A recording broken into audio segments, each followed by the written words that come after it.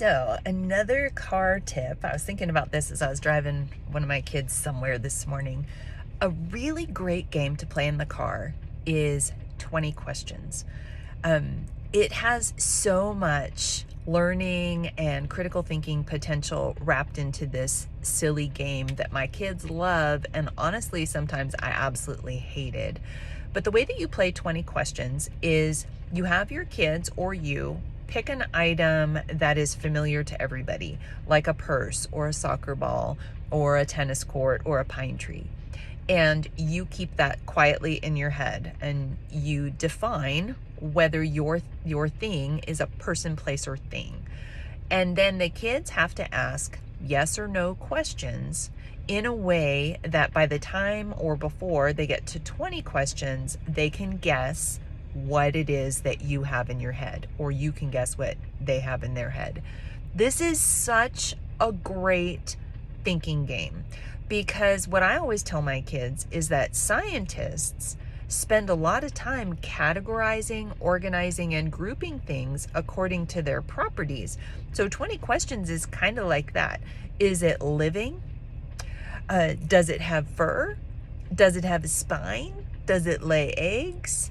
Those types of defining questions take a big group of things and narrow it down.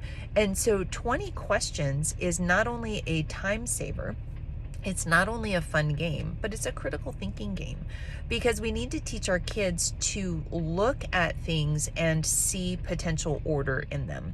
And we do this all the time. You dump laundry and you put it into piles: towels, socks, shirts, pants, etc.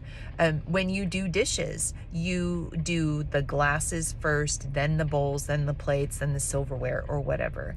Our lives are spent grouping things and organizing things. And you don't tell that to a 3-year-old or a 7-year-old necessarily. Instead, by playing the game 20 questions, you help them learn what kinds of questions and what kinds of categories make sense.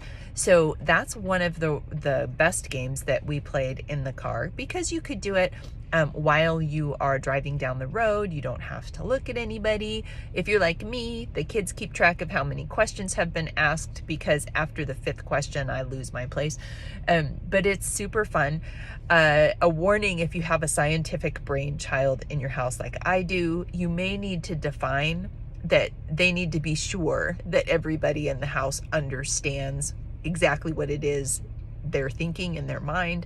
My scientific son was famous for choosing things that he was sure everybody knew, but they were super scientific and super detailed. And so it's a fun game to learn to do critical thinking, ask defining questions, and learn to group and categorize things. So anyway, 20 questions.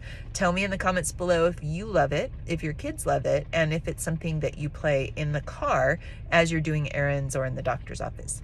Bye. Hey, thanks for watching this episode of Inspired Learning with Bekki from abetterwaytohomeschool.com. Before you go, do a couple things for me. Drop a comment and tell me something about your life, something about your day, something you loved from this video, or some random fun thing. Be sure to like and subscribe to our channel and hit the little bell so that you don't miss anything in the future. Have a great day and embrace the power of inspired learning. Bye.